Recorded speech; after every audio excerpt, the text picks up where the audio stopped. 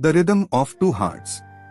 The first time Michael saw Aisha, she was a blur of motion and vibrant color at the annual university charity gala.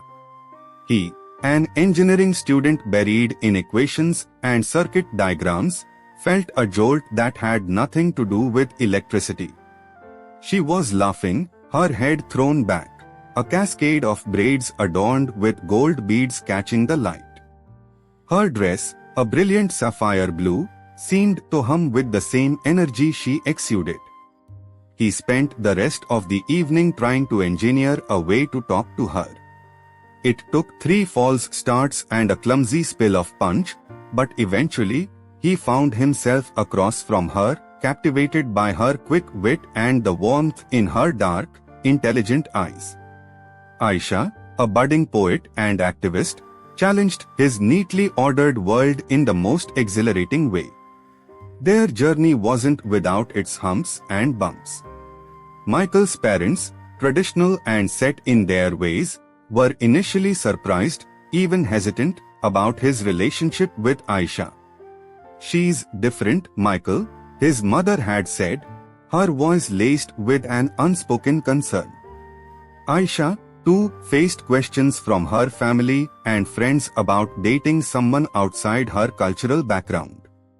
There were subtle glances, unspoken assumptions, and the occasional blunt question from strangers about their mixed relationship.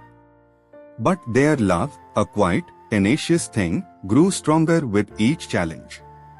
They learned to navigate the nuances of each other's worlds.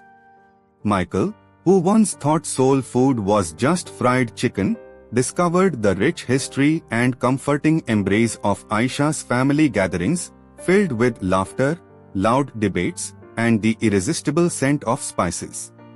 Aisha, initially amused by Michael's meticulous planning, learned to appreciate the quiet strength of his logic and the steady calm he brought to her often effervescent life. He learned about the unspoken language of her hair, the hours spent braiding, the cultural significance of styles that went back generations. He learned about the resilience ingrained in her, the pride in her heritage that was as much a part of her as her quick smile. And he loved every single part of it. The proposal wasn't grand, not like the movies.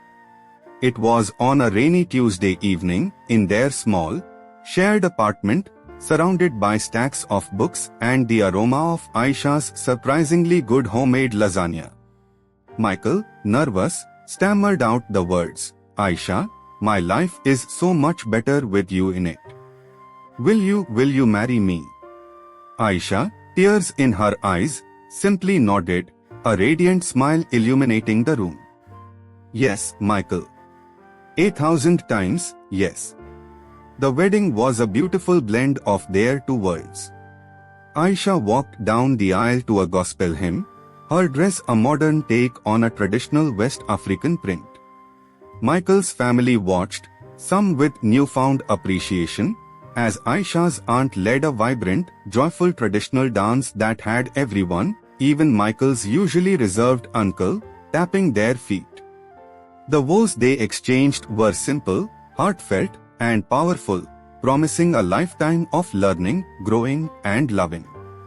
Life settled into a rhythm, a beautiful symphony of two hearts beating as one.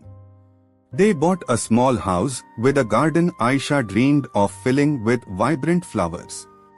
Michael taught her how to change a flat tire, and Aisha taught him the joy of spontaneous road trips.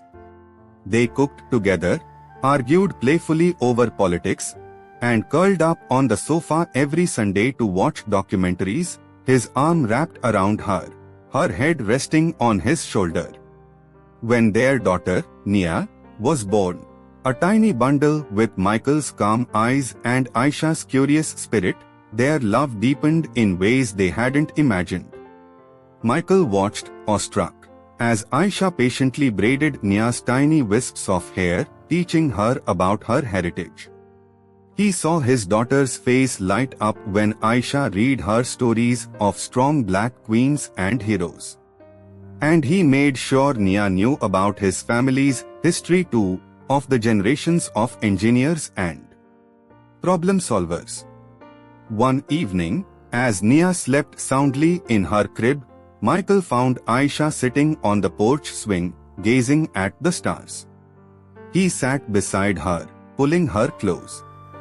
"You know," Aisha said softly, leaning into him, "when we first started, some people thought it wouldn't work. Thought we were too different." Michael squeezed her hand. "They didn't see what I saw, Aisha. They didn't see you."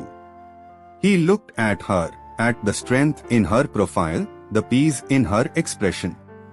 He saw the woman who had opened his eyes to a world beyond his own, who had taught him patience, resilience, and the boundless beauty of different cultures intertwining.